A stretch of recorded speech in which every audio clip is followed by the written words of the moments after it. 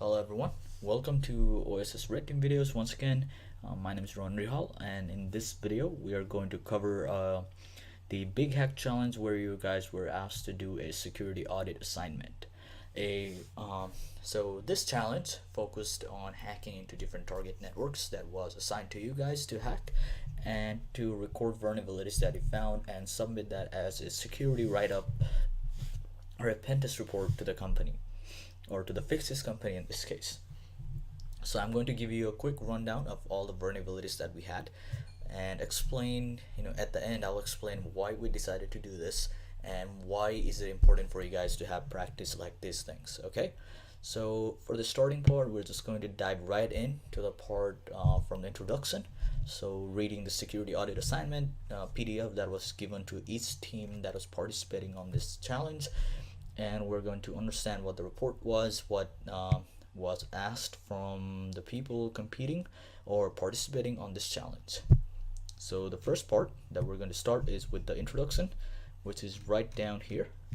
So as you can see, if you are reading this video, if you are following along, in this one, for the introduction and background, basically you will be hacking a fictitious university known as Gotham University. And as it says, the worst thing in our field is having the student data breached and sold on the darknet. So the biggest fear looks like for the company is where the student data is accessed and sold or breached in any case. Okay, so this looks like a really important part, and for this we have been assigned two important tasks. The first one is performing a complete security audit of Gotham University and its in-scope target. So we will be provided targets of what we can hack and what we cannot hack, and our goal is to find vulnerabilities on the targets that we can hack. And after we find those vulnerabilities, we are to submit a report explaining the issues and how it impacts the university and how the university can fix it. So you'll be providing a complete audit for each vulnerability you find. You explain what the impact is to the company, or in this case the university, and how this university can fix that vulnerability. So it could be a code change if it was a web app, mobile app, server, whatever it was. It could be some kind of security training for employees if they are leaking information that they should not be doing. So yeah, that's what we're supposed to do, and we have a guidelines and requirements of what we are expected as auditors to follow. So let's go point by point. It seems like we have 3 points. The first one is do not share the vulnerability details with outside party. So in any case, we're not to disclose the vulnerability that we find to any other personnel except the information technology and the security team at Gotham University. So sharing this outside the authorized party without consent will lead to legal consequence. This is something you'll probably see in some audits where the company asks you not to share these vulnerabilities unless they give consent to do it. So for example, they might give consent to share it with their investors, with other engineers, or whoever they're giving you access to. And also sometimes the company might itself disclose the vulnerability status found inside their system once they have been fixed. So I know there are some companies that are really transparent on those stuff, and they will disclose all the vulnerabilities that was found. Next thing on number 2 is to do not disrupt our system. So based on what it looks like, it is told to us on number 2, this system seems to be a production data, production network, and there are expected live users. So they say do not take down any of the system. If anything goes, let the IT department know as soon as possible. And if there's any compromised credential, notice that in the security audit report, or SAR. And that's number 2. Alright, number 3, no social engineering. Social engineering is not in scope for this assignment. You are not authorized to perform any form of targeted attacks against our employees. So in this challenge, you are not to do any kind of social engineer, for example emailing a company person to see if you can get access to their device or anything like that. Okay, that seems like a really easy to follow rule. We'll try our best not to destroy anything, not social engineer. So let's get started with the project scope. Any services running on following domains are authorized for testing. So we are given 5 domains, and we're told that any services running within them. So if you guys came to our workshops, you know that a domain can have multiple services running on it. So an easy way to do is Nmap, and that's what we'll likely be starting with. Okay, so we have 5 domains on jira.gothamedu.org, student.gothamedu.org, management.gothamedu.org, chat.gothamedu.org, and internalservices.gothamedu.org. So we're going to start with Nmap. And one thing I'm going to cover here that you guys might have not used in the past is with Nmap you can um, pass a file for it to scan. So for example, if I wanted to pass all of those, I'll first start with creating a file, scan targets.txt, link all of them there. So let me type those out.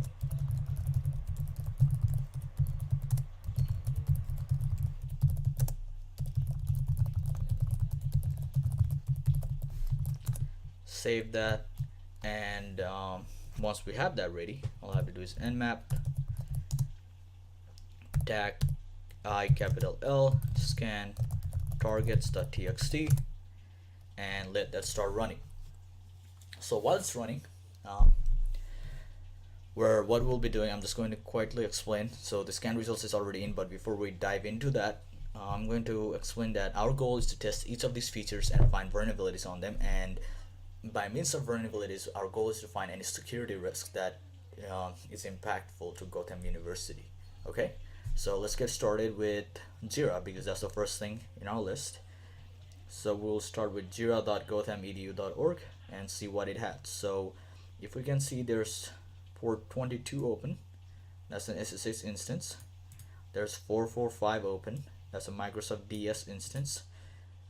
Which is filtered, so it looks like that's either on or off, or Nmap got a fake data or wrong result out.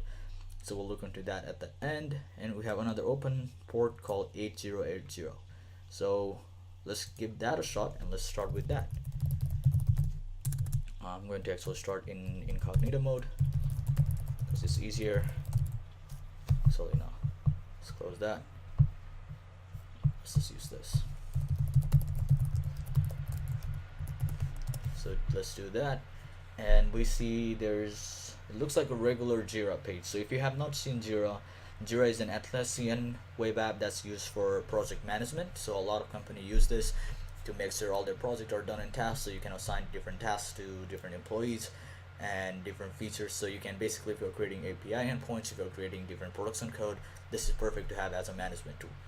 This is also used for security reports. So let's say if I'm as a company are getting a security report to HackerOne or something, I can link my HackerOne account or my HackerOne program to Jira, and it will basically upload that there so that I can manage it properly through Jira. So this is like a company project management tool. Let's see. So it seems like we cannot create an account. So usually first thing I'll look for is to see if I can create an account.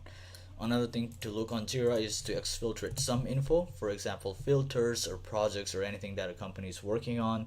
So what I'm going to do is find filters, search. It says your search criteria did not match any results, so looks like we cannot do that. With projects, we do not have any projects list. Types, nothing there. Status, to do and done, so that's regular stuff with Jira. There's no unique status that this company has added. I'm going to hit advanced. Looks like I have to provide a query for that. Let's go back to basic, and let's see if any of these show up anything. Okay, we saw something. Cannot be seen by anonymous users. Sounds good. Reported by me. I need to sign in. Obviously there's nothing here. So it looks like a generic page. There's looks like a feedback to Atlassian, so that's not, at this point if we're testing this we'll be attacking Atlassian and not Gotham University, so we're going to ignore that. And it looks like a generic Jira page. So next goal is to see what version of Jira it's running, and in that case you can find it here. So if you were looking into this, you can see that it's running version 7.3.2. Alright, so one thing I usually do is, because this is an open source project, not a code that a company will manage themselves, it's something you install or you locally host or anything like that. So I'll probably look for Jira version and see if there's any vulnerability on it.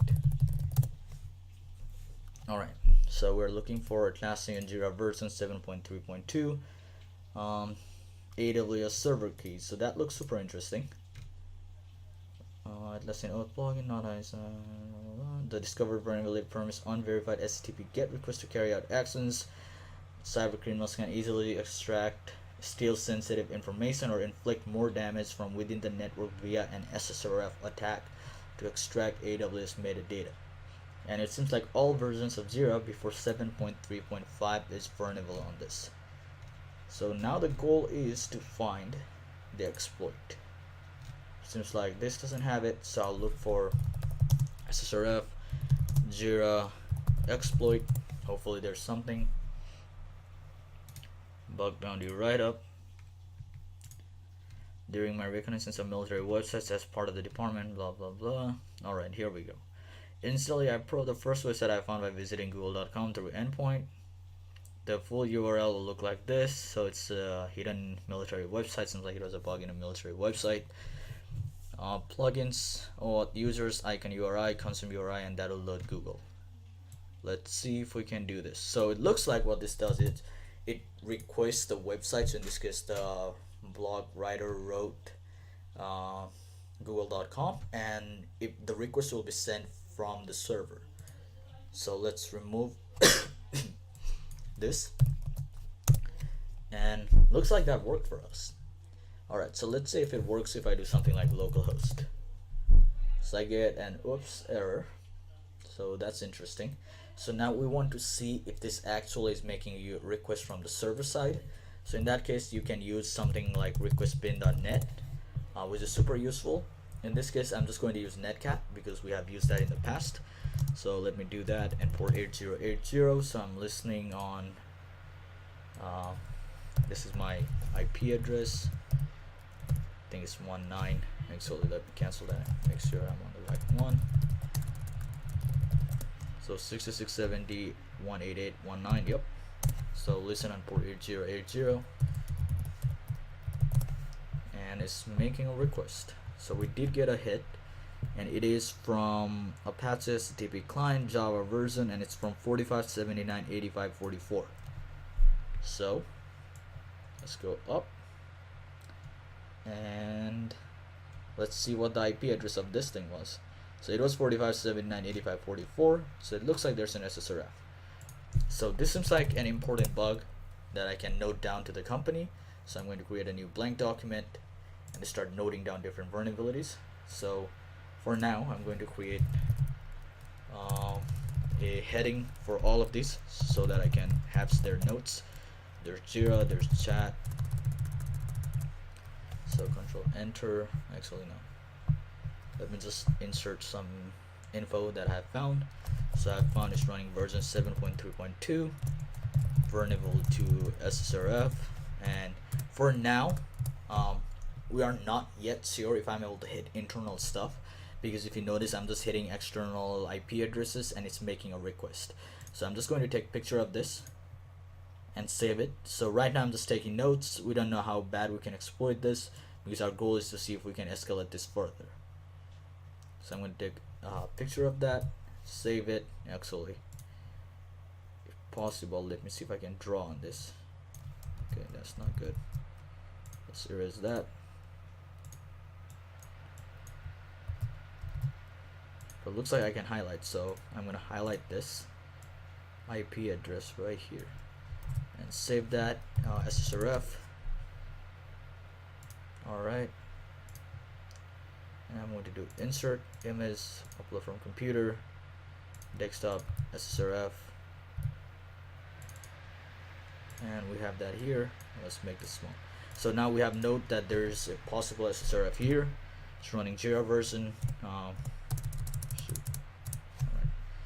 Google is being stupid again.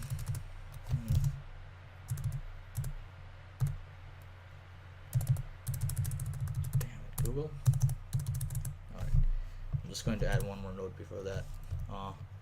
No registration allowed. So we know that there's no registration, which is actually a good thing to have. So I'm going to store that there. I'm going to hit vulnerable to SSRF. Now hopefully that works like that. Insert image, upload from computer, SSRF. Alright. That works. Kind of. Alright. no registration is allowed. We have a possible SSRF. It seems like that's about it that I can find. Let me look around. So that gave me an error because obviously I canceled it. Let's try passing something like this to see how it responds. Obviously I'm getting that. See if I can get an SSR RCE on this. Doesn't look like it. So I'm going to bookmark this for now because this might help me. So let's choose another folder, new folder, and say Gotham Pentest, and hit save. So we have this link saved because we know that's where that server vulnerability is, so having it there makes it easier. I'm also going to save this here. So I'm going to copy this link and hyperlink it here as well, as where I say vulnerable to SSRF. That way I know where I'm talking the vulnerability is. Okay, so that's one part. So let's go back to our Nmap, and one thing I'm going to do for my own sake is, let me make this bigger real quick, and I'm going to copy the Nmap result. So I started from here. Looks like it scanned all of the targets, so 5 IP addresses. So I'm going to copy all of this, and let me do that, and then I'm going to do a file, new document, so that I have another page, and I call this Nmap output. So it's really important to have good notes, because it will be easier in the future. So I'm just going to have this there. I'm going to highlight the things that I have done. So for example, this I have done in some ways, so I'm just going to italicize them or something, right? I'm just going to bold that. So I have done that. Now the next thing we're targeting is student.gotham.edu.org. So let's see what this has. So this has port 80 open, port 22 open, port 445 is filtered, and 8080 is open. Alright, so I'm going to copy this, and we're going to get started on that. So it seems like it says URL not found. So right now we're hitting port 80. The next goal is to see if we can find some directory, find some hidden files here. So I'm going to go back into my toolbox, and I have a tool called wfuzz. If you guys use Kali, you can use something called dirbuster. I'm going to show you how wfuzz works. So for example, I need a word list for this, and I do have seclist installed, so I'll just go there. Now there are a couple of files in seclist. I like to use the discovery one because we're finding things, and in this case is a web content. So I'll just go to web content, and here we have it. Then I'll do wfuzz, the URL, put fuzz. So this is where the file, or where the brute forcer will target all the wordless text. So it will read a txt file, and every line it will plug that into fuzz parameters so that we know which files exist and which don't. That's tag w, and in this case I'll just use raft large directories.txt with let's say sc. So that means what kind of response code do I want to see, because there will be a lot of 404 probably, so we don't want to see those. We just want to see those ones that are valid. So something like 403, 302. Alright, so let's hit enter, and at the start we're able to find 3 different directories. So there's a logout, there's a register, and there's a login page. So what I'm going to do is go back to this and create another heading for student.gothamedu.org and post a note here. So directory brute force result. Now the thing is, this one is not clean per se, so I might actually just take the picture because I think copying will just make it bad. So let's give it a shot though. Let's copy that. No, I should have pasted it there.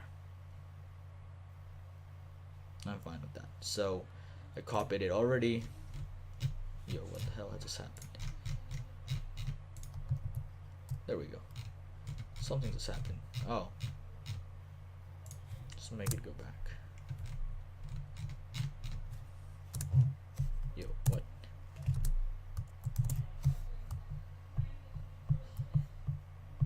Heading 1, student. Okay, that's good, that's good.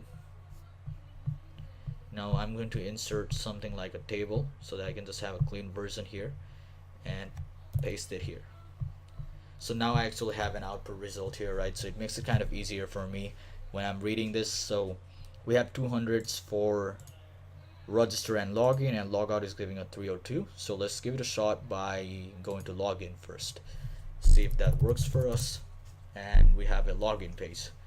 That looks like we need our email and a password, and there's a registration page. So let's go with that. It's asking for an email, so I'm just going to give a random email for now. For username, I'm just going to add Red Team Video, actually Red Team, and then for password, I'm just going to put an easy password for now. And it's asking for a social security number, but we know we're doing an audit. I don't want to give my real social security number, so I'm just going to mimic something like that and hit register and see how it works. Alright, registration successful. So I was able to register with that. Let's log in now and let's see what the website has. Let's see. It's pretty slow, which is super interesting, but that login. There we go. Alright, so it seems like it's a student center. So this looks like a student portal where I can see my current class. So it seems like it's auto enrolled me in a class, which is not bad, I guess, right?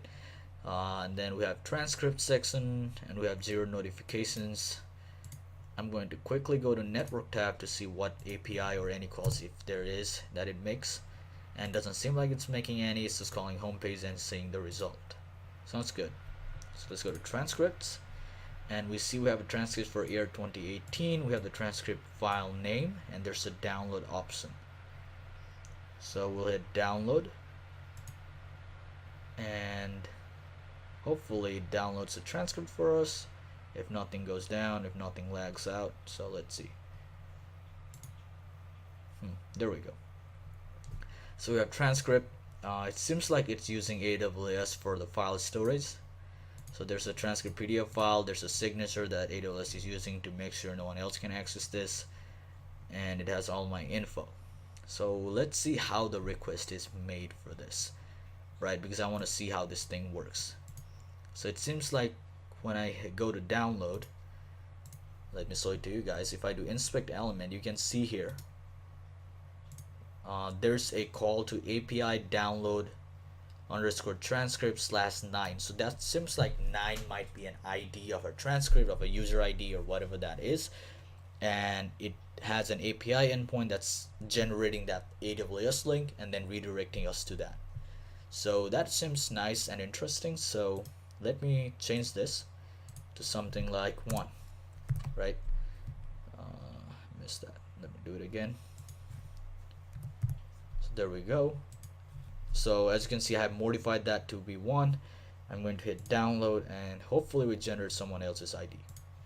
So yep, it seems like we are able to get someone else's account. So you can see student name is Javier Gonzalez, has a student number. This is for fall semester 2017, and we can see his grade. So this sounds an interesting vulnerability. This is an insecure direct object because it doesn't seem like the website is checking what kind of access I have. So I'm going to take a picture of this to show that I was able to access someone else's unofficial student academic record. So let me do quickly. I'm going to create a new directory here so that it's easier for me. Folder, I'm just going to call it Gotham, and open that. And then this one I'm going to call idor transcript.png. Hit save. Now that's the POC that I was able to access. I also want to take a picture of the feature along with the download link and everything. So let me take another picture like that. Let me save this transcript feature and hit save. So that is saved, and now I see something like let's go back here. So we're able to get an idor, so let me put that on bold. Idor in transcripts, and then say call is made to API download transcripts and an ID. Alright, so once we do that, I have that there. I'm going to take a picture or save the picture of the feature here. So let me go to the folder, and here's the feature picture. Let's resize that a little bit because I don't have much space there. Let's upload the other picture, so that's either here. Now the one reason I'm not uploading the PDF file directly is at that point I'm exfiltrating infos, and I don't want to do that. Okay, so we found that vulnerability. Let's see if we get a SQL injection on this. So I'm going to copy the link, do this and paste it here, and see if it reacts to it. It says the requested URL was not found on the server. So let's try with this. Nope, it seems like it's overall secure with SQL injection. Yeah, so it seems like that's secure. So let's go back. We checked the transcripts already. There's a logout feature which logs you out, and then let's log back in. There's no other features like password reset or anything, so there's nothing to test there. Now let's go back to our thing and see if it found any files. It seems like it's still running through it. Hasn't detected anything yet. One thing, however, while it runs that, is we do notice, if I were to copy this, is this. So if you see, there's an API directory. If I go there, it gives me not found. So it seems like there's some kind of API running. So I'm going to use that for my future notice and put a highlight to it. So instead of Control B or Control I, I'm going to say possible API at students.gotham.edu.org/API, and then put a star, meaning there might be more endpoints than what I know of so far. So I'm going to highlight that with a yellow, that way I'm kind of alerted about it whenever I look at this document. So let me clean this. I also want to run the same brute force on this thing with /API now. So we know there's an API directory, so let's see what it has, and hopefully we can find something with it. If not, we'll have to find other ways to see if there's more API endpoints. While that's running, let's go back to our notes and see what's going on else. So we have port 8080 open. Let me see if I can hit that and find any info out of it. So it seems like it's running a regular 8080 pace. I'm probably going to do our directory brute force on this to see if there's anything. So for now, I'm just going to leave that open. Let me put a note of that here. So let me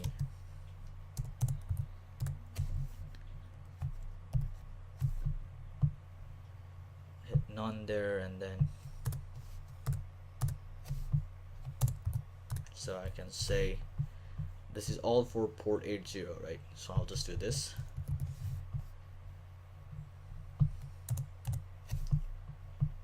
Heading 1.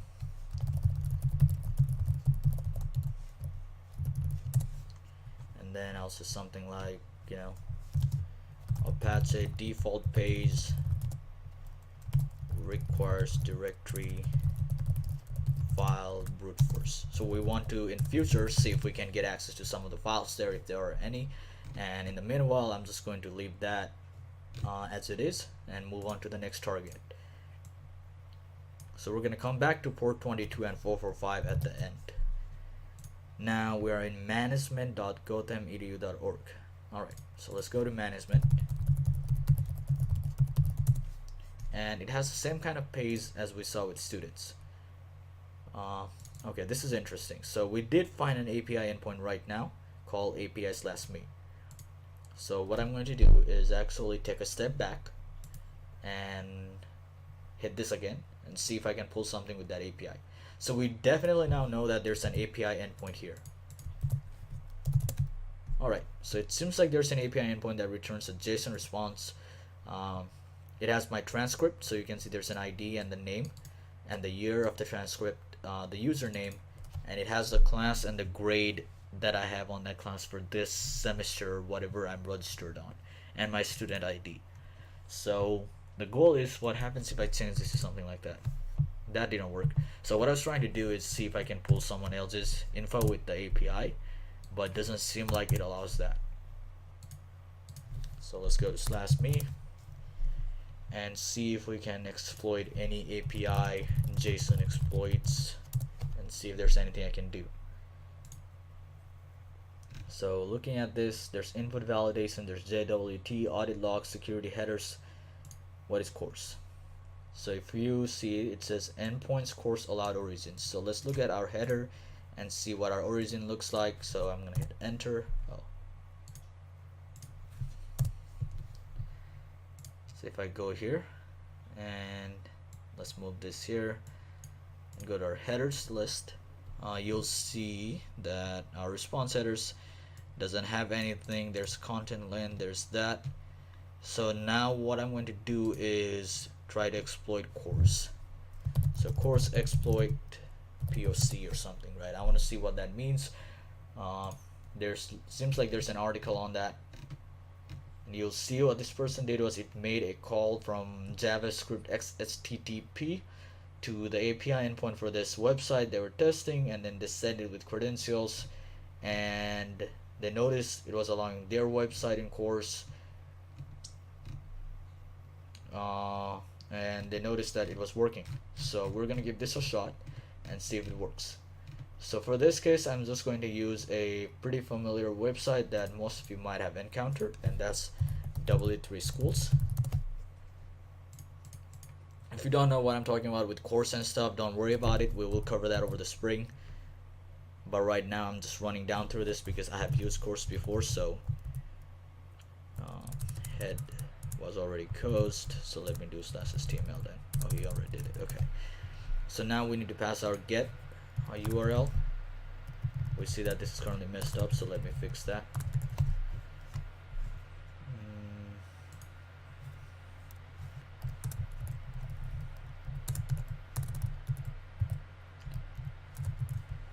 So it seems like because I copied it from the Medium post, it seems like it messed up all the quotation marks or apostrophes and all that, so I'm gonna fix them right now.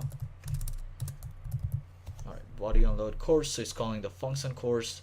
It sends that, and in this case it's alerting it. So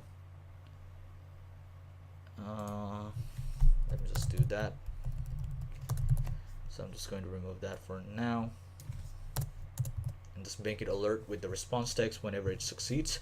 So everything else looks good. I'm just going to copy the URL endpoint, which in case it's that, and see if an external website can make the call. So I hit run, exploit, and it seems like it's not working.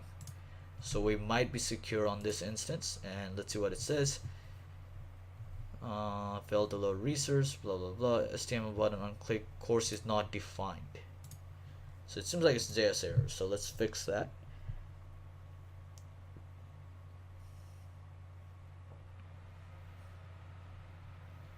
We do have course here, so I'm not exactly sure what's going on. Let's look into his code once again. Course is not defined. Where is that error coming from? HTML button element on click, course is not defined. So they have function course here with a script and a head tag closing it. Interesting. So let's look for other exploits. I'm not sure why his code is not working. It should have worked, looks like, because it didn't give me anything else. I'm just going to look for request W3 School, because W3 Schools also has this. So let's do that and do an example. So as you can see, they have this. I'm going to replace the get with that, and instead of replacing the content with the change content feature, I'm just going to do an alert of the response text and hit run, see if we are vulnerable to this or not. So I hit change content, nothing works, so it seems like we're secure. So let's go to console, mixed content. So we're getting a mixed content error because we're trying to request a HTTP versus HTTPS. So I'll probably have to come back to this to fix it. I'm going to skip this for now, but I'm going to take the note for this So let's go back here. We already know we have this, so I'm going to mark this as none. Slash me has current user info, possible course vulnerable, and I'm just going to bold it because I do not know how to exploit it yet. I just looked at the slides and it looks like it will work based on what the website we read here so explain. So we're going to put that on our notes and go back into wfuzz. It seems like it hasn't found anything, so I'm going to stop that for now, and I'm going to run the same wfuzz now on management, because you guys noticed I ended that and I was about to start management. So I'm going to go there and start nmap on that, or not nmap, wfuzz. So let me just replace student with management and hit enter and see if we can find, actually I'm hitting the wrong endpoint, so let me find all the directories there. And it seems like at first wfuzz found login and logout page, so let me copy this probably till here, let that go, and then let's come back here. That's student, so let's exit out of this and add one more note for our management.gothamedu.org portal on directory brute force, and then I'm going to put a table so that I have a cleaner version of that here. So far that's all I have found, so I'm going to go down and then see if we can find something on login page. So let's go to our management portal and see if there's anything. So we're in a login page. There's a login here that also goes to index.html. That does not exist. So let's go back to login. What happens when I go to logout? It redirects me here, and let's see if we have a register page. Doesn't look like we do. So now I'm going to try things like login with basic stuff. So we do know admin@gothamedu.org could be there because we know gothamedu.org is the domain we're testing. Let's try admin. That didn't work. Password, that did not work. Security, I don't know, that didn't work either. So that's the interesting part. We found another one called server status, so let me see if we can get access to that. And it seems like we are given forbidden page because this is the default Apache server status page that only localhost can call. Alright, so far nothing much on this either. Let's go to port 8080 because that's another open port on management. So it seems like it has the same default page like that we saw on this one, so they might be linked. So what I'm going to do is do a quick IP lookup to see if they are running the same IP addresses, because then we don't have to waste our time looking at the same thing to two different domains, unless obviously they are running virtual host. So let me check what the IP is. Actually, why am I doing that? It will be here. So student is on 74.2.7 and it seems like they're running the same IP. If we check this versus the student IP, right? So it seems like what we can notice is for port 80, both of them have it open, but when I go to management.gothamedu.org, it shows different websites. So they might be running a virtual host on that to tell if someone goes to student.gotham, then load this page, otherwise load that. And 8080 might just be there showing the HTML or Apache page. So we'll ignore 8080 on management unless we find something on the student, and then we'll do the same kind of test on management to see if it has any unique thing. So I'm done with that. Couldn't find any vulnerability on this one, so I'm just going to leave that there. Let's go next to chat.gothamedu.org, and we have port 3000 open. So let's go there.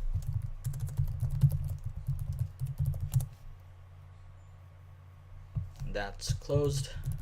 Let's go to 3000, and we are in a home page. It seems like they're using something called Rocket Chat, so we'll have to look what that is. It's asking me for email or username and password, and says this is an internal chat service. Please contact it@gothamedu.org if you need access. And it's asking if I want to reset a password, so let me try something like, it says if this email is registered, we'll send instructions on how to reset your password. So this kind of sucks for us because we do not know which user account exists. It just tells us if this email is registered. So we definitely cannot retrieve usernames or user emails, because then we will be able to change some attacks, try to find those emails somewhere or see if those emails have been previously hacked and use it on our attack. But it doesn't look like that's the case, so we'll probably have to find something else. I'm going to look over Rocket Chat and see what Rocket Chat does. So it's a free open source enterprise team chat. It's there. It has a GitHub, so it's probably open sourced. So as it said, right, it says install own server. So I want to see, if I want to see how I as a system admin will install it, I'm going to look into it. So it's a direct download, Ubuntu, blah blah blah. So let's say if I want to see how Rocket Chat install Rocket Chat. I don't know, I'm just going to say Ubuntu because I use that a lot. So installing Rocket Chat on Ubuntu. There seems to be an article from Linode. So before you begin, familiarize with the step, add DNS records, install Rocket Chat. It says once installed, the Rocket Chat service starts automatically. To check if it's starting, go there, set up engines, generate SSL certificates, view a Rocket Chat site, more information. Alright. Manual install. Using Rocket Chat version 70.0, recommends MongoDB version and Node.js. So Node.js is a web app front-end / backend tool, so it's a really good one to use for web development. MongoDB is a database. So we have something interesting here. We do not see any database here, so it might be internal or not, so we'll have to play around with that too. So I'm just going to take note that it will potentially use MongoDB. So what I'm going to do is go to heading 1, chat.gothamedu.org, potentially using MongoDB because Rocket Chat recommends that. So that way I know why they are using MongoDB if they are. Well, that's working. Let me see if there's anything new here. And doesn't look like it. I'm going to end that, clear this, and let's see what we can do. So what is this? So this is version history.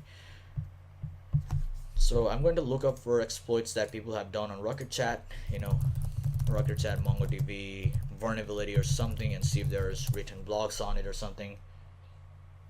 That looks like a small stuff. Rocket Chat technical implementation.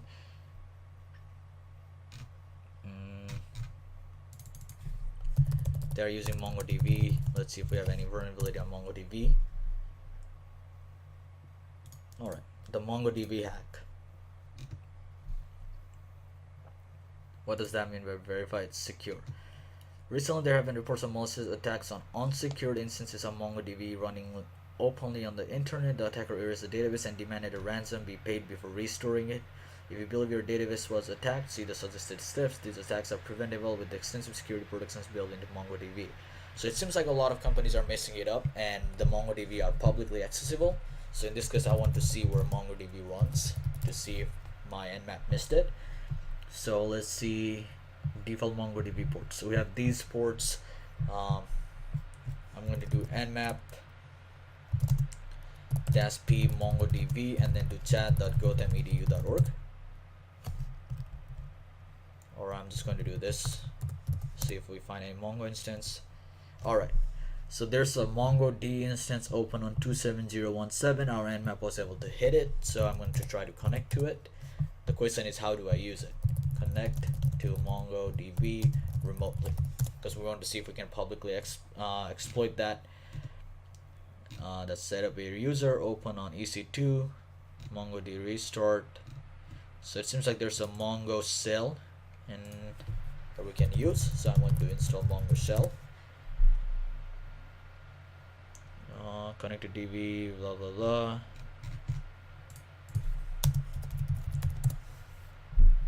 Alright, so let me see if I can install Mongo client, right? Because we have a database running. Our goal is to connect to it as a client. MongoDB client's latest version on YouTube or Ubuntu, and it seems like it says if you do sudo apt-get install MongoDB clients, that will work. So let's do that. MongoDB clients. Oh wait, I'm running the wrong command. Okay, there we go. Let me be a sudo user first. So install MongoDB clients and see if I can access this. So give me a second. Let me log in real quick. Will be used one not fully installed. What does it say? MongoDB client is already in the newest version. I don't know why it's trying to install MySQL. Let's ignore that for now. But it says MongoDB is installed. So let's see if Mongo works. It seems like Mongo does work. It's trying to connect to my localhost because I didn't specify any IP looks like. So Mongo cell commands, because I want to see how I want to connect or how I could connect to it. So let's get started here. That looks like a good pace for once you are in. So I'm going to save this for now and I'm going to go connect with Mongo remotely. Setting up and connecting to remote MongoDB database. So let's see what they used. That seems like just binding it. Alright, Mongo username, password, your server, and sample database. So in this case I'm going to try without the username, so I'm just going to give chat.goat.medu.org, and then for database Rocket Chat. And it seems like it was able to connect to Rocket Chat. So let's see what kind of commands I can run. So the first thing is to see what database this has. I mean, I tried Rocket Chat and it worked, so I don't think that will matter to me a lot. But if I want to see all the collections or something, or what the collections mean, then this is a good one to check out. So let's see if I can find different commands. So help for database methods. So let me do db.help. Alright, so I have some infos that I can run. There's auth command, there's that, there's get collection infos, get collection names, so let me do that. Alright, so I found some collections. There's Rocket Chat app, Rocket Chat messages. These things look like interesting. Messages and settings, auth, pending request tokens, reports, and room. So I'm going to try each one of those and see what I find. So how do I print the detail out of that? Colon, okay, colon, find all documents in the collection and returns a cursor. See that? Alright.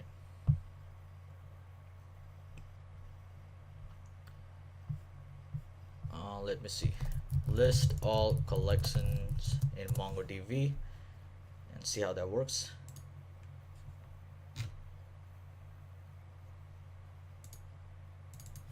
Or I want to actually list collection data, right? Because I saw all the collections already. So all contents from collections. Alright, so collections, collection name. So that's where I give the name. So let me do something like Rocket Chat message.find. And woo, this seems super interesting. So we have what it looks like JSON responses of the whole message section. Let me make this clear. So there we go. As you can see, there are some messages that we can see. Welcome everyone, as you might have seen in your email. This is the new internal chat service that IT Ops has implemented.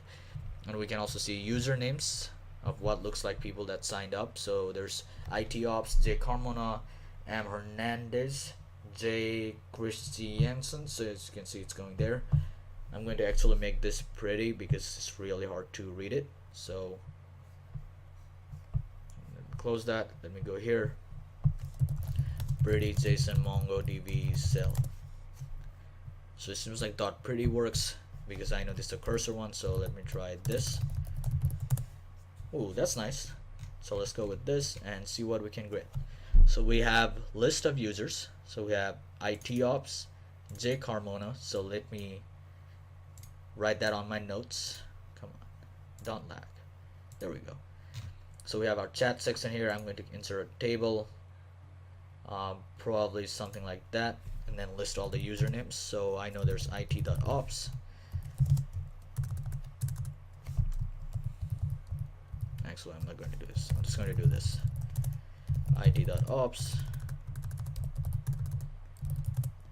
We have there's username it.ops. Let's see what else we have. Damn, this sucks because I cannot read it properly. Okay, there's it.ops. There's J Carmona. So I'm going to write that down. We have J Carmona, we have M Hernandez,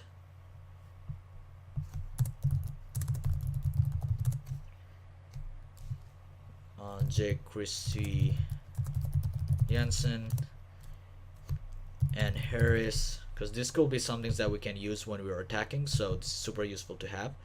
So I'm going to have all of these notes. There's G Aguilar, looks like,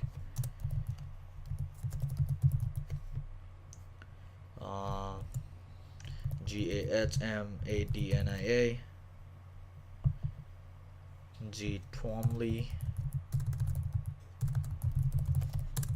Alright, so based on this, seems like there are a couple of users that we could definitely use, because I'm hoping I can find something out of this. D Jenkins,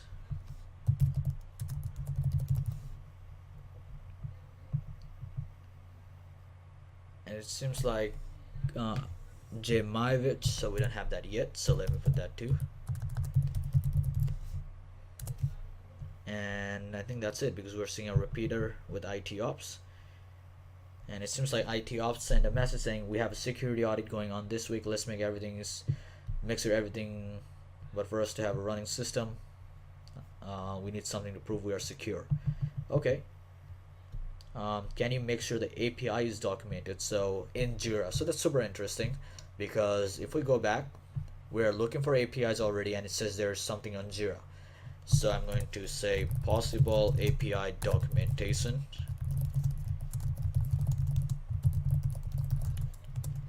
And I'm going to copy this message and just have it there. Oh shoot, I pasted it there.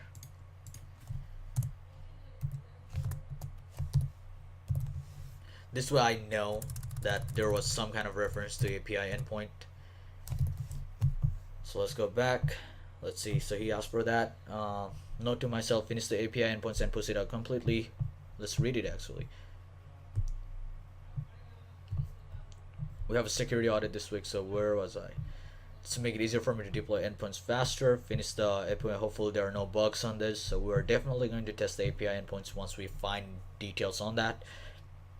Welcome everyone. As you might have seen in your email, this is the new internal chat service, so this seems like this was sent on general as well. All, I've added you guys to your own private channel. Do your admin finance talks here. Cheers. I see, so it tagged everyone here, and that seems like it. Well, it's saying type it for more, so let me see if I can find more. Alright, so let's go above, and it seems like we're chronologically going through all the messages that was sent. So also an alert. Where was I? If we go up here, all I have added you guys to your own private channel. Alright, so let's go down. That's where we were. We found new IT, and here it is. You'll let me know when the API endpoint is in Jira. This message was also sent by IT Ops. Who did he send it to? It sends ID, mentions channels, doesn't look like it sends. It tells me where it was sent. So let's keep going down. IT Ops channels. Cool, yeah, I'm working on the code right now. Also, can you reset my password to Jira account? Okay, so now this is where things get interesting, right? Because a user is asking for a password reset on Jira. I forgot access, and it says manager has to request a password. So seems like we're into something here. So it seems like this message was sent by Ann Harris. Alright, so let's go down and see if we find something. It says will do, give me about 2 hours. So at this point we're just reading the whole chat chronologically as if we are chatting with the users. So it seems like basically Ann Harris said, yo, I lost my password, can you get it to me? And who replied to it? IT Ops replied saying, yeah, give me about 2 hours. And then the rest, it says, alright, thanks, from Doina Jenkins, from room ID this. So it seems like this is a different room, because if we compare room IDs, they are a different one. So this is a different room chat that we're seeing. Alright, let's go up a little bit. Oh, it is here. So it says, alright, thanks. By the way, reminder for everyone, we need to make sure to notify any students whose card did not work by end of the week. The semester starts next week, so let's put this as our priority. So that's still on the same room. So it seems like they're in some kind of room where Jenkins is talking. And then he also sends, or he or she sends a message saying, last semester it was hard to organize everything on the emails, so I made us a Trello board. So we have a link. Let's save that link. So I'm going to go back to my notes, go to chat, and create another endpoint, or bullet point says exposed link, and then save that there, because we could potentially use this for anything in the future. It seems like he linked it, so it's a valid link. It shows us a Trello unfold link there. So let's go down, and we're back in the private chat between IT Ops and Harris at this point, because you can see it's the same room ID as the previous one, and it says here's your password. That's interesting, because we have a password now, but it seems like it's a link, so I'm going to save the link as well. Possible and Harris password, and save that. Now let's go here and let's keep going down and see if we find anything else. So that seems like the end of the chat. We cannot see any more chats going on there, so we're kind of going to play around with this at this point. I'm going to start with Trello first and see if we can find anything out of there. It seems like there's notify red flag, my username and password archived. Alright, so there should be something here then. Let's click on that. Oh, let's go back. They archived it, so let me see if I can find that. No comments, red students, personal public. I cannot see any archives. Notify red flag card. Let's see what that says. Let's notify all students who card did not run. Okay. Let's look into Doina Jenkins' profile to see if she has other stuff going around. So I'm going to click there. Added login details for management.gothamedu.org. Alright. So we have a password and an email. Yay. So this seems like our first access that can be bad or not. So I'm going to note it down here because this was on Trello. So I'll do insert image. No, I'm not going to do image. Table. And then save it here. And then I'm going to have the picture. That way I have something to back my thing up to say it was done by Doina Jenkins in a public Trello. So I'm going to take a whole screen grab here, highlight that, save it. Password Trello. So let's go back and do insert image, upload from computer, and hit password Trello. Now we have a POC for that to show where it was. I'm also going to take a picture of the Trello instance in the message. That way I can tell where it was found. So let me go on new and let me take a picture of this so that I can show it in my report. Actually, let me highlight this as well. So if I can drag this to use the highlight feature to highlight this link here and here so that I can show them that this was exposed on the private chat that I found. So save that, chat Trello link, save that. Let's close that. And I'm going to also write a quick note because it seems like it tells us where it was, because if you go here it says login details for gothamedu.org, or it says management.gothamedu.org. So I'm going to save that here because that could be something we can definitely use, because if we go to our notes we see that management Gotham Edu had a login page, so I'm definitely going to use that there. But first let's finish the whole analysis process here. So let's do insert, go to our image, upload from computer, and password, no, not that one, this one. That will have highlighted the links, so that's good. Now let's check this link and see what we have here.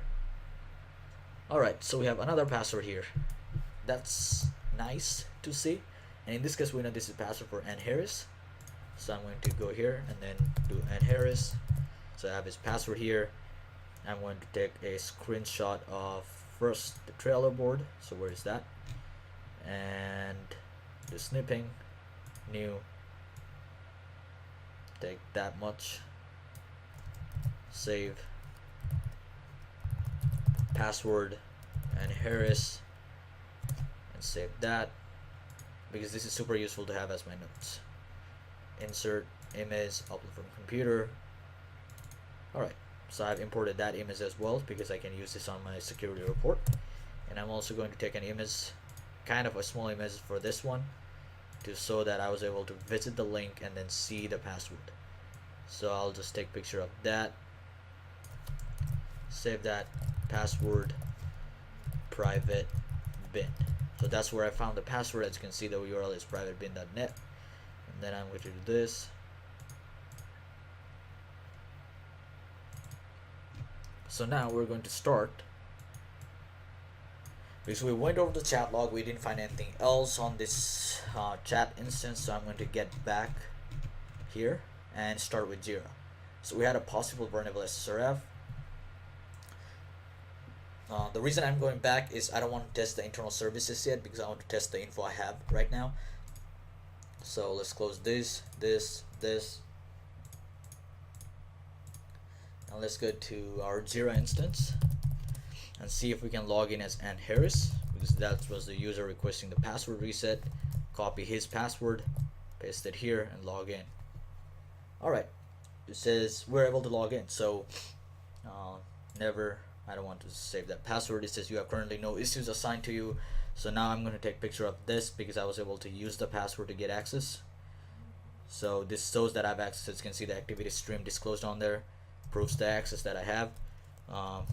Access to Jira. Let's close that and let's upload it here. So access to Jira through Ann Harris password. I'm going to highlight that because that's a vulnerability in this case with the disclosed password. So I'm going to highlight that and do image, upload from computer, and then save it. So now we have also this instance here on my notes for me to use. I'm in the Jira instance. And now there's something we noted here previously. It says Ann Harris can make the API, can make sure the API is documented. So let's see if we can find the API documentation here. API endpoints post. So this is from IT Ops. It says need to make sure the school API is done before our security day. Nothing else here. Let's go back to issues. API endpoints post. Let's check all the project. See if there's a security audit project. So that's security audit. Let's look at API development projects. So it's filter. Let's do all issues, and then we have API endpoints. So it says put the API endpoints here, and wow, this is nice. So we have all the API endpoints being used. We already knew about this, right? There must be logged in future API download transcripts. API me is something we use, and it says non-admin API. So these are user related API, and then we have some admin API. List all students enrolled, list all classes being taken by a student, list all credit card details, suspend a student, requires API key for all of these, notify specific student. So I'm going to give a shot to all of these and see if I have access to it without logging in or without giving a API key, because these are admin and I'm a student, so I want to give it a shot. So I'm going to do API /. I'm actually going to start Burp for this because that might make it easier for me to play around with the features. So let's wait for Burp Suite Professional to start, and we'll play around with the API and see if we can get out something out of it. So a quick recap. I've been going super fast on this, I realize that, so if it's hard to follow along, just slow down the video, watch something multiple times. But so far what we have gained access to is chat.gothamedu.org, where we found the credentials, 2 credentials by the way, and then we found one vulnerability on the student portal where we were able to download someone else's transcript, and now we are testing the API endpoints. Let me make sure I covered everything. So also we also found possible SSRF vulnerabilities. The reason I keep saying possible is because I'm not able to hit anything else. I'm hitting external websites right now, and those are not SSRF technically. So I'm going to try to hit something else and see if it works.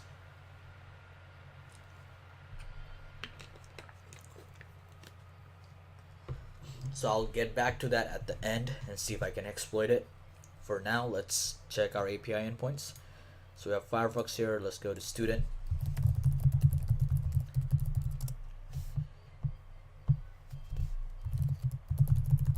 So I'm going to start with download transcripts. My test run for this is I want to see if I can download a transcript without logging in. So let me do, I know 9 was my account, so I'll do that. Send this to repeater. And it seems like it's asking me to log in, right? So let's do that. And yes, it's asking me to log in. So that's secure. So I'm going to keep the notes on all of these. So now I'm going to go back to the student function and note this one down. So download transcripts ID secure requires, no, it's not secure, but it requires login Vernival to iDoor C before or C up or something, because I have already shown the iDoor here. So let's go down and let's check the other API endpoint now. So if we go to the Jira instance, this looks messed up, so let's go back here. Let's start from, because these are admin ones, so I'm going to start from API admin student all and see if that requires my login at all, or if it requires anything else. Alright, it says forward through permission denied, so it seems like I have to pass something to it. I'm not told what I need to pass. It just says requires API key, and it doesn't tell me how the API key is passed. So at this point, I'm just going to take a note and say /admin/all. Is that it? Let me close this for now. That and this. I'll get back to the nmap in a while. So it says API/admin/student/all. So student. I'll note this down. I got permission denied.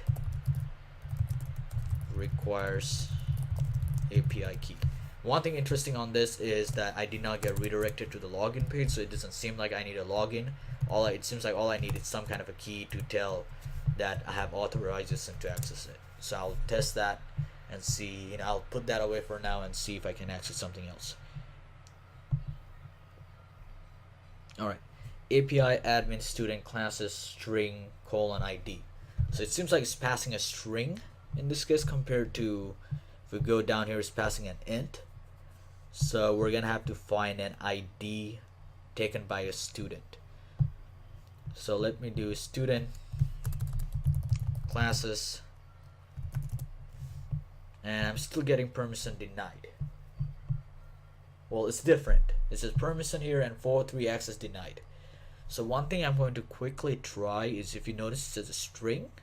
So I'm going to try to give my student ID, which is this, and see if that works.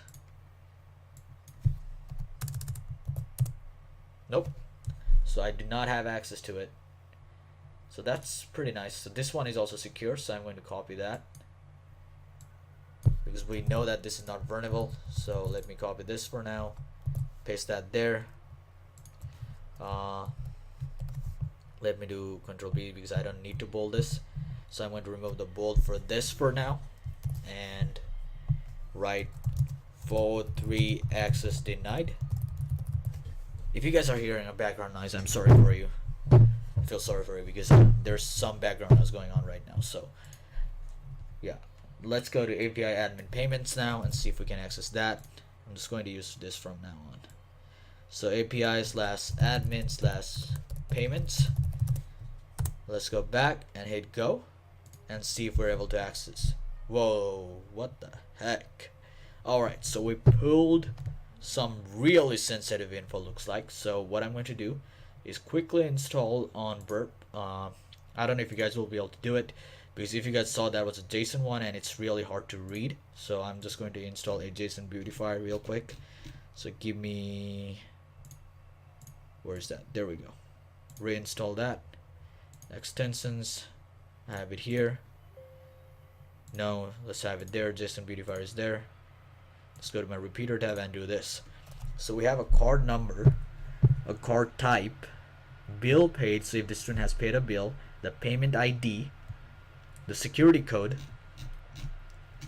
and the student ID. So we have all the info we needed about a student, like super critical info, right? Because we have their credit card number, their type, and their security code. So we can pretty much use this for anything at this point. If someone was malicious, they could download this info, use the cards for buying stuff. So I'm definitely going to note that for now. Where's my notes? And let's store that here. So slash API slash admin slash payments vulnerable to lack of authentication. So there was no authentication. Allows pulling credit card details. So that we have done, and I'm going to take a snapshot to kind of show this process. So let me do that real quick. Let me go here and let me take the picture of the whole request. So that's not a nice picture. Let me do this again. So let me go to this, hit new, go to get API admin payments, and we have this done. So let me save API vulnerability 1, and let's go back, go here and take the notes. So in the notes I'm going to upload the image and I'm going to record that. So this is a super critical bug, and I'm super excited that I found this, at the same time surprised that this kind of vulnerability exists. So it's definitely something you guys will be looking into. Sometimes when you find these kind of vulnerabilities, we're allowed to pull credit card details, so that's really bad. Now we have an admin student suspend post request that I can use, so I'm going to play with that. So now that we have tested the payment space, I'm going to start testing other API endpoints. We have API slash admin slash student slash suspend, and it says I have to pass a JSON body with a post request, so I'll have to do that. And it says it also requires an API key, so let's test that out. So it seems like this is to suspend a student, and I don't know if this will work, so I'm just going to do this attack on my own account because I'm not logged in, because obviously, as you guys read the PDF, I'm not allowed to interact with real accounts, real users, because at that point I'm going against my agreement with the company. Okay, so let's do student ID, and let's copy this from the documentation, paste it here and send it. 405 method not allowed because I didn't send a post. Hit go. Internal server error because I didn't send a JSON. Looks like that.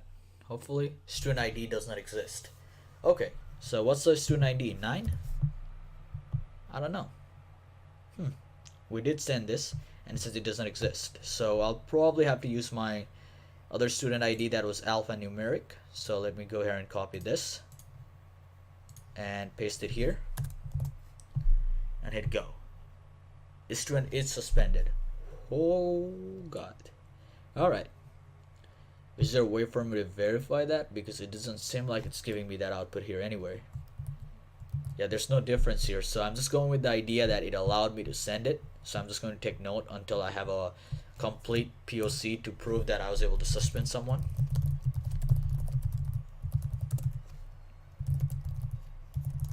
It seems like we have multiple authentication or multiple endpoints that lack authentication. So I'm going to save that here and take a picture of this.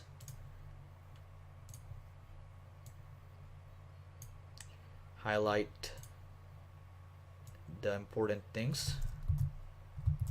So give me a second to make this easier. There we go.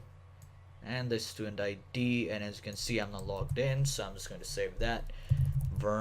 This is the API one, so vulnerability 2. Save this, close or minimize that, and insert an image, upload from computer, and let's do that. Alright, so we have 2 vulnerabilities on the API endpoints already. So it seems like having access to the chat instance is coming useful because we're getting access to a lot of interesting things. So let's have the notes ready for API slash admin slash notifications and see what that does. So it says requires an API key. It seems like I pass a student ID, notif message, and notif type, and the type can be either warn or regular. So I'm going to do warn to see if that works, and pass a student ID along with it. So I'm going to copy this because this is going to be something I need. Paste this in burp. So I'm going to paste this here because I need to copy the student ID. So let me change the URL. So this is where repeater comes super handy. You don't have to keep sending requests. All I have to do is have one request and then you can just mess around with that. Alright, and I'm going to remove this student ID because I don't need that. That was from previous request. I have a notification message, so I'm going to say something like pen test check or something. For this, I'm just going to send warn and see if that works. Access denied. Alright, so it seems like it has a check or not. Yeah, it has a check. It says access denied, notification type passed. Everything has been passed, but it's giving me access denied. So it seems like it's not possible to do that. Let's verify that by going to my account, and I'm already logged in and I have 0 notifications. So that didn't work. So it seems like there's just 2 API vulnerabilities so far. That was 2 API endpoints that were lacking authentication. So access denied, and I'll consider that secure for now. Alright, so that's with the password that we found here.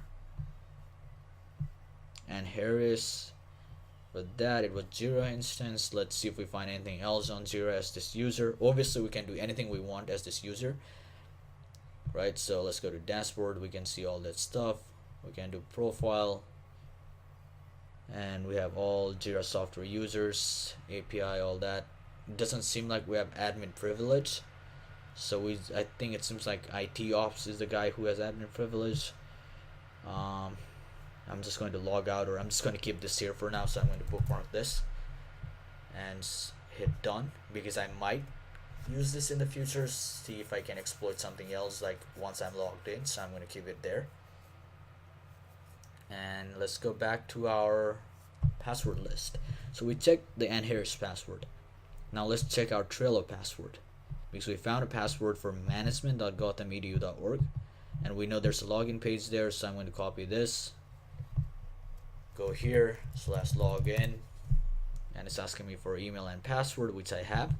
So D Jenkins is a user that leaked their password, and I'm going to take a picture of this as soon as I paste it, so I can show that I tried to access it with this.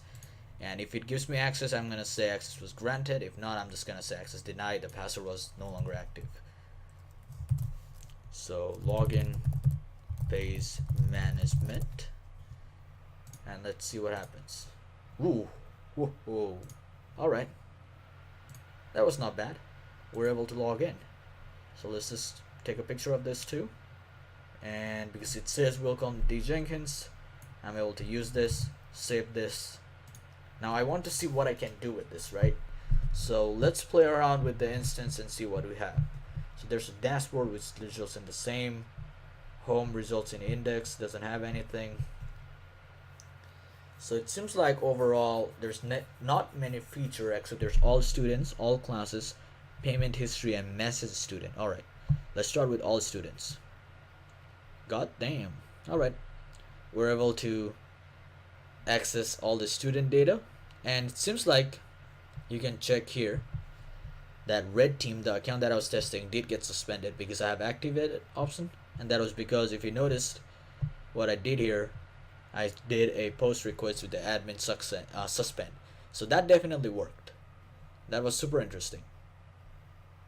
So that worked for sure. We're able to access every student info, so I'm going to take a picture of that just to show like what I'm able to access, because this is a POC perfect, like this is perfect for POCs, right? To have a picture of all of that. So student access. Alright, and we have ability to suspend. Let's see what happens if I click on this. So I'm able to see the student's grade for the current class. So let's take a picture of that. this seems like the holy grail for this administration part of the school. See grades. Let's go next. So there's not much here. Let's go back. All classes. Doesn't seem like that works. So there's no features there. Payment history.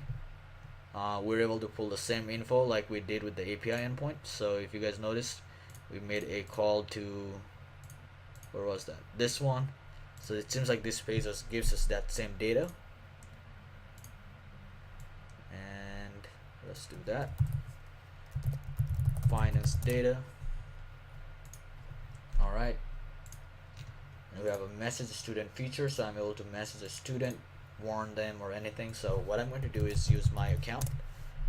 So I have my student ID, paste it here, go back to my page or my home page. So let's go here, send a warning pen test message and hit send. That refreshed. Let's see if that worked.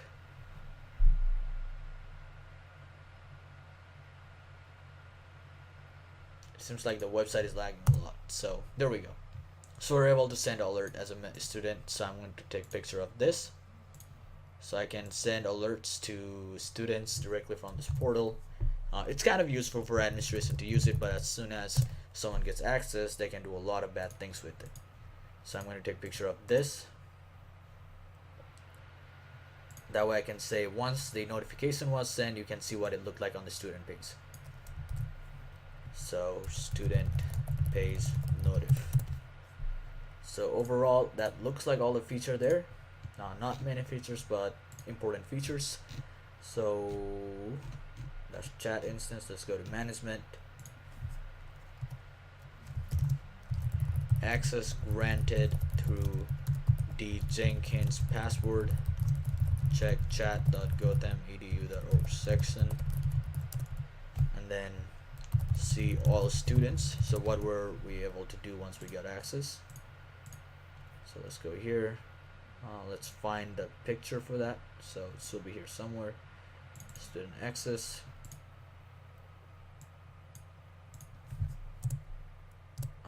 Then we're able to see student class grades, right? So we're able to access the grades for each student if we wanted to. So that's where is that? See grades. Let me resize that a little bit. Then we're able to see finance data.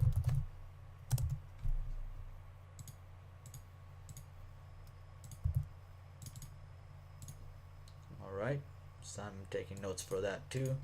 This is useful for me when I'm writing the report, because then I can just copy paste all this info as I go. So I was able to get finance data. What else was I able to get? I was able to send message. So student access, student page notif, and what is other notification sector? Alert. So I'm going to upload both of these images, and let's go here. Alert students.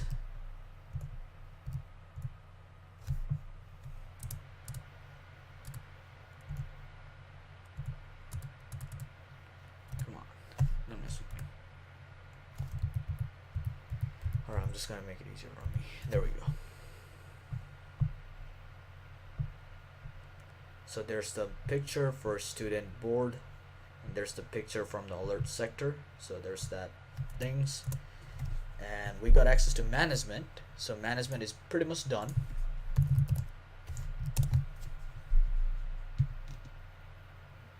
That's done. We checked chat.gotham. We were able to gain access to the database for all the chat logs. So we're able to pull every chat we wanted. We're able to get access to the API endpoints on student.gotham.edu. Then we tested access, or we got access to Jira instance. So let's make sure I took a picture of that. Where's the Jira? Right here. I'm gonna make this easier on myself. So what you can do is, like, once you create some kind of format like that, just go to table of contents and add it like that. So now I just know where to go for everything, right? I can just hit that and boom, I'm on the student page. Okay. So rel to access Jira. I still probably take a picture of the API endpoint sector so that I can tell them this is where I got the API endpoints from. So let me go to projects, API developments, all issues, and this, and then I'm going to take a picture of this.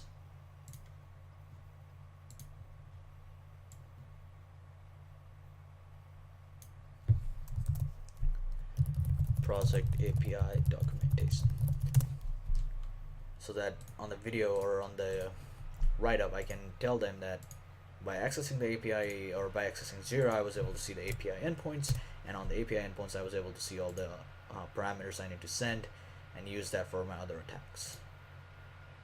So where's API or project?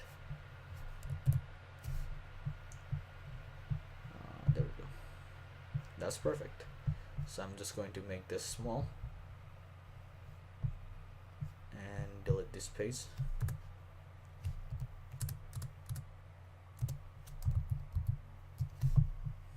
Alright, so I tested the student portal. I was able to find one IDOR there. We tested the API endpoint. We didn't find anything on 8088. I'm going to get back on that. Let's see what else. We tested the management portal. I'm going to test the management portal for things like SQL injection as well to just cover all my grounds. So if we go here, all students, class for that. Let's see if we have cross-site scripting. So it seems like that's sanitized. Wait a second, why did what make it do that?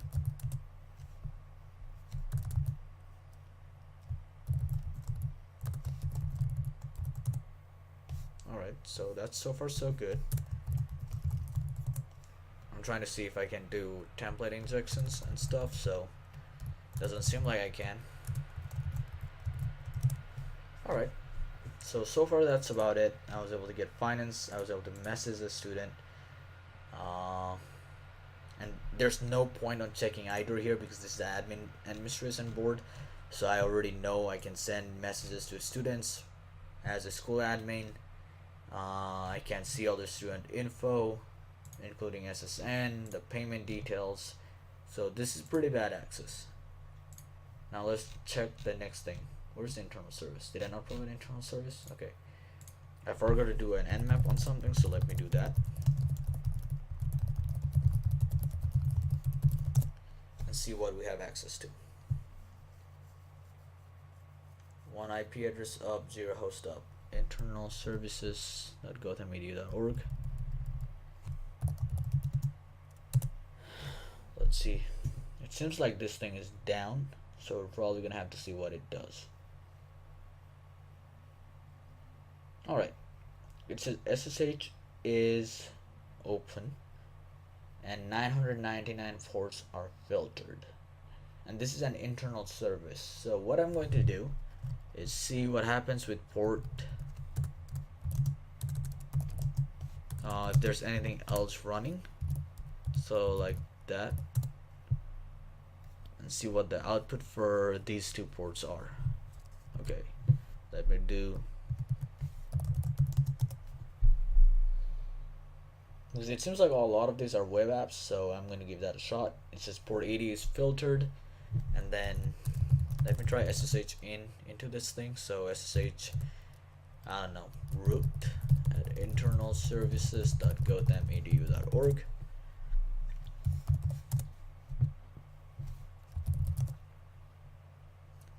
That did not work.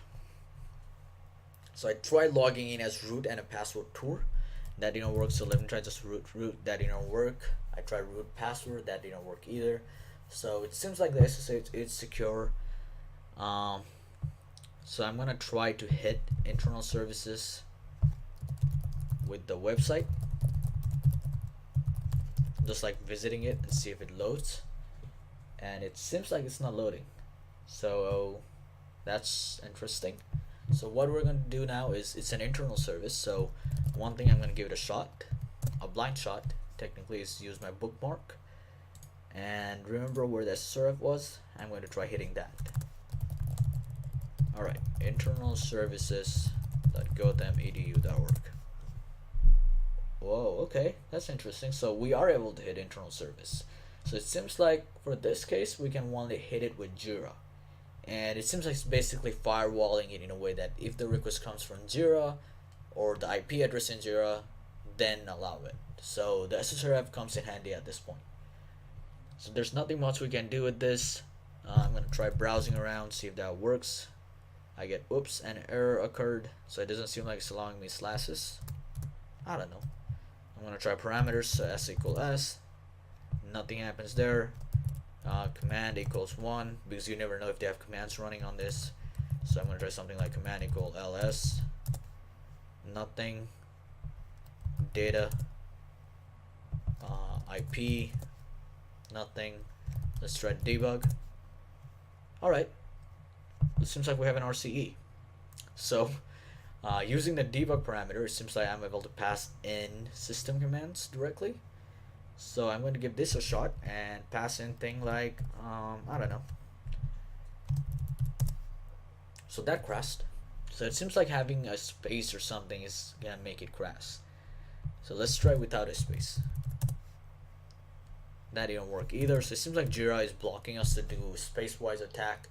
So let's see what else I can do. Linux, or actually I have a Linux environment, so let me see if I can do it. Probably is because this is not right way to do it. Yep. So like this works well, so I'm gonna consider this to be a command. So right now I'm debugging this on my Etsy here, so that works. Let's see what else I can try. So what I was trying first is some command that they had. I'm just gonna go with who am I and trying this. So that didn't work.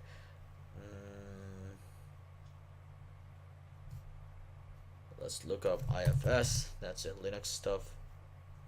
That's like line saver or something. Internal field separator. So I need to separate the field, right? Word splitting. So foo bar blah blah blah word. So how the heck do I use IFS?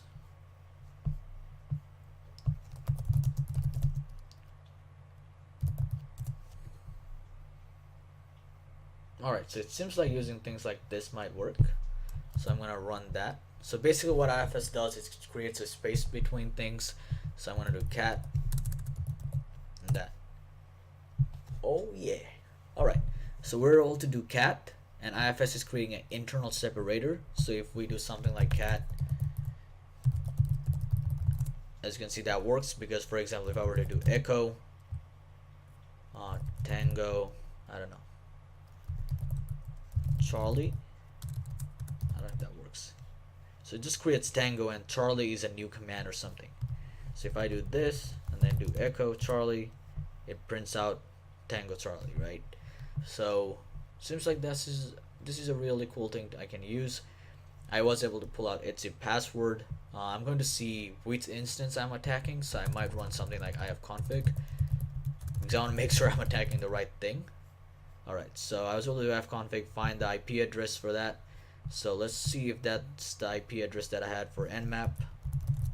Do I have dig? Yes I do. So I wanted to dig a internal services.gotham.edu.org, and 45799456 is a valid one. So I'm gonna see if I can create a reverse cell. This is a blind shot I'm gonna give it. I don't know if it's gonna work. Well, I mean, I will be able to hit this for sure. So let me do NSLV 8080. Go here and make sure I can actually hit it. So 70.188.19. I guess that's how I'm gonna do it. Did I get any hit? No. So it seems like netcat is either not installed or I'm sending a wrong command. Let's see, IFS 670.188. So that's probably not working then. I could potentially get a reverse listener if I try something else. Let me make sure it's IFS first of all. So was it IFS? I think it was. So yeah, it was IFS. So I'm just gonna let that be. So far I'm gonna list out all the files on all the previous directories. So alright, so we have a test.py. Actually, let me read the file we're in right now. So let me do ls, and we have cloudflare.php and index.php. So I'm going to do cat. I want to see what this is doing, why there's an RCE. It's actually executing, it looks like. Alright. Yeah, it's actually executing it. So let me see if I can find a way to make it print. Oh, I know how to do.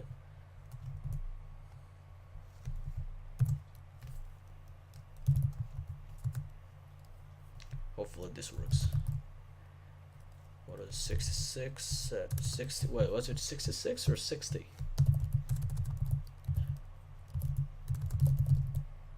Alright, there's 66, 70, 188, 19. 66, 70, 188, 19. And then do that. So let me listen. So what I'm trying to do is trying to make it output the content of those PSP files, and it was not printing it out. Okay, that crashed. Well, that was sad. Let me try without the backticks and see if that works. Still crashes. Okay, seems like I cannot use that pipe command. This is gonna be fun. Didn't work either. Okay, so I'm just gonna go cat. It's a password that worked for sure. So we have an RCE on an internal network. I'm going to take a picture of that.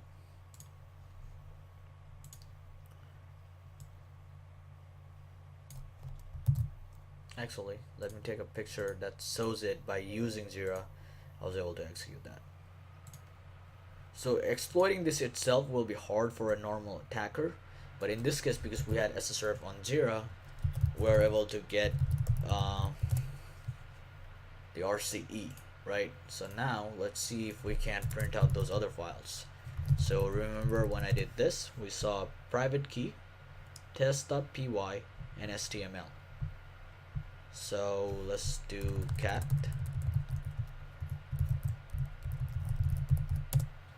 Alright, so we have Cloudflare being used here. So it seems like it's using Cloudflare API module for this. We have the API token for the Cloudflare instance here. So it seems like with this I can't do anything because it's a Cloudflare API. So I'm going to save that and take picture, because right now I'm trying to show them what's the impact of this RCE, right? So because as an attacker, what else can I do? All right, next thing, let's see.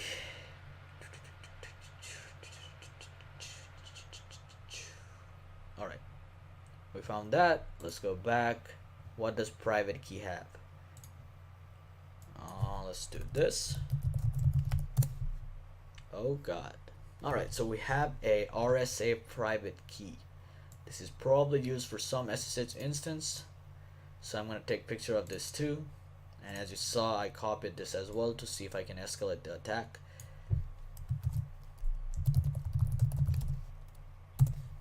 So I'm saving all of these images right now.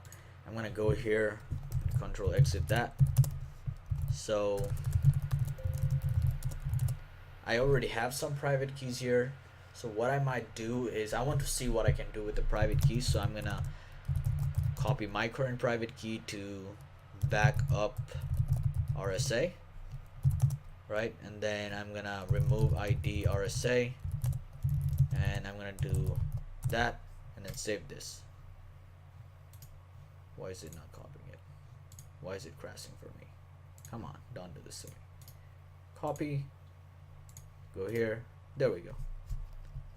Well, hopefully this works.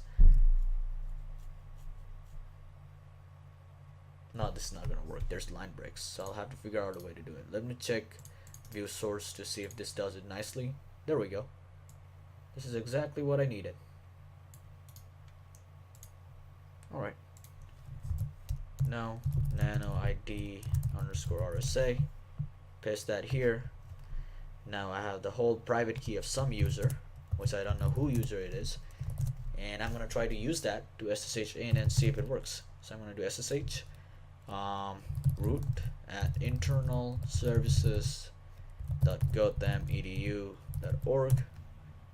Seems like that's asking for a password. So that didn't work. I'm gonna try other user accounts. So N Harris, for example. Actually, why am I even trying those?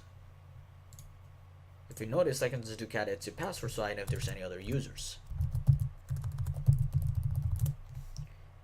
And there's none. So there's no point on testing an RCE or a private key check on this instance. So you're free to check it, but because I created this, I know none of the SSH will work, but we will try other things. So if you guys have used GitHub in the past, GitHub allows SSH key for pulling out infos. For example, if I were to show you my personal account right now, I want to show you how it looks. So if I go here and if I go to my profile, and if you check my repo like Rohan Rihal, you'll see on clone it has it this way, right? So I'm going to copy that, and obviously it won't be my GitHub, my personal one. So now the goal is to see if I can find a GitHub instance for this Gotham EDU. So I'm gonna do Gotham University. Didn't work. University didn't work. What about the simply Gotham EDU? And we have a user account, and it joined a day ago. That seems suspicious to say the least. So let's try that account. So instead of Rohan tag Rihal, I'm going to do Gotham EDU, and now I need a repo name. So I'm just going to blindly try random repos. So for example, school.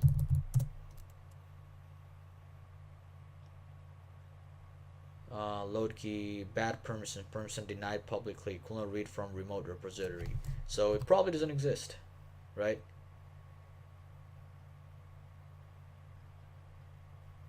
I have no idea what that means. Well, I have permission issues there, but let's try prod. Didn't work. Production. Didn't work. So let's see if we can actually get some repos out of this. Why am I getting this error? This private key will be ignored. Oh, I know why. Okay, it is ignoring my private key right now. So even if there was something, it's not allowing it. Let's see what my IDRSA is though. What is it saying the issue is? So let me fix this right now. See what the issue is. 0664, what does that mean on Unix permission? So let me fix that.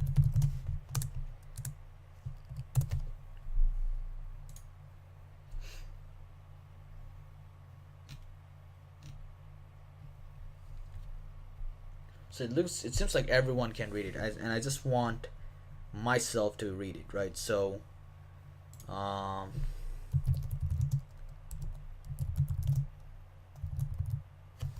only the owners will be able to read and write. So let's get that permission here. There has to be a number for this. There we go. Only the owner has read and write permission. So I'm going to try 600 on this. CS mode 600 ID underscore RSA. Hopefully that fixes it.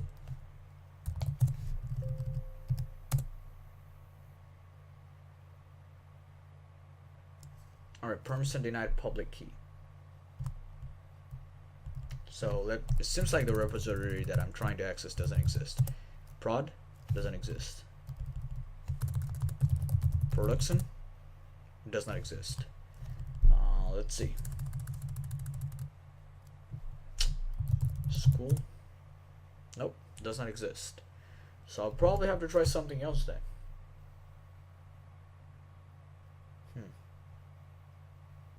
So it seems like there's some issues, so I'm gonna try to see.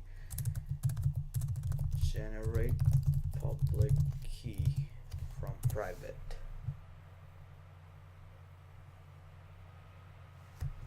So I'm going to generate that.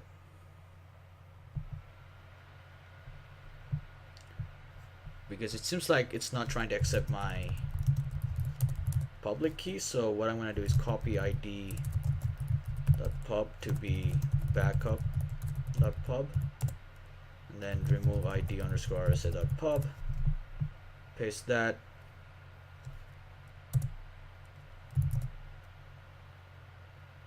Alright, lsla ch mod 600 to id underscore rsa.pub, and let's try that. Because we have a private key, so I'm just generating a production key at this point. Alright, that worked, looks like. So I was able to download something out of Gotham EDU at this point. If you guys saw with the private key, I downloaded production.get. So let me go to production. Heck yes. So if you see, I have a school students file, and it seems like I have basically the whole source code. So for example, if we do API and cat views.py, yep, we have the whole source code of the student portal. So remember how we were testing the API endpoints? We can tell why they were vulnerable now. Oh, and this is even great. We can probably know this. Their API key is test key. So where I was trying to see the student with API slash student slash all, it seems like all I have to do is pass this with this. Oh, it's API slash admin. Boom. Oh, and this is even worse. We have the password hash for each user. So this is pretty great. So now we found out that once we pull the code, we could have probably tested this without the code, but it's really good to have the code now because we can tell even their API key is vulnerable. Like they're using the regular test key for a prod data. So we can basically pull the whole source code of the web app, and yeah, at this point we have access to the code, so we can basically create a replica version of the web app. Perfect for phishing attacks. So I'm definitely going to take a picture of this. Where is that? So I was able to, let me do this.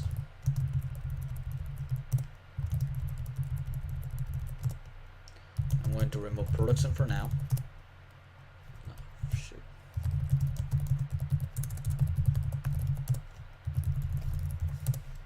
And I'm going to show a classic example of me able, once I had the private key saved, using this to clone it with the snippet tools. Save that. Cloned production. I'm going to cd production, cd school students, cat app API views.py, because that's what I found. And then I'm just going to take a quick picture of that. So I'm not going to take a picture of the whole thing, obviously. I'm just going to take a picture of me going to the directory, seeing the code. Not from there, actually. Let's start from here. So once I had the production, I want to make a clean data. So let me do this again. New, start from here. Once I had the production to being able to export the code, and what I'm going to do is highlight, adding the API views, going to the school students directory, and then seeing all the codes on students directory, and then here's the whole code. So I'm going to save that, code access, and that seems like we basically pawned it at this point because we have access to their one part of their source code at the least, right?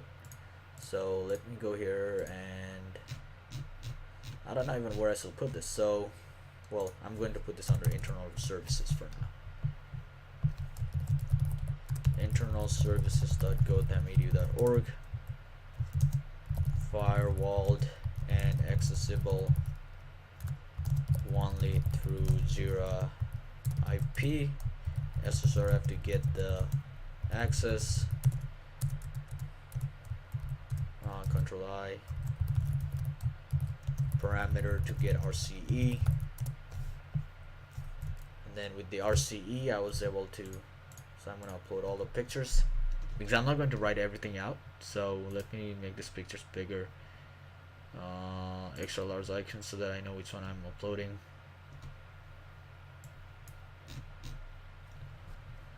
Did I not take the picture of those? Okay, let me take a picture of that real quick. That way I have POC for that. Source Jira endpoint. So I was able to list the files.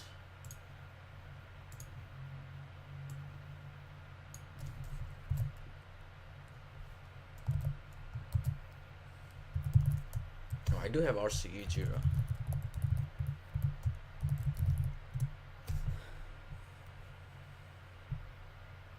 And then cat private key.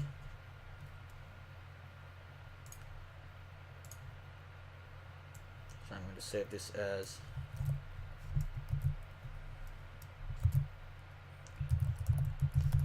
alright, that should be enough for this POC. So insert image upload. Let me start with Jira RCE. Where is it saving it? It's not here. Oh, there we go. So that's us pulling Etsy password. I'm actually going to remove the bullet points here because I just want to upload the images at this point. So we have the RCE, SRF, and let's see. Then we pulled out the list files. So RCE list. We saw there was a private key.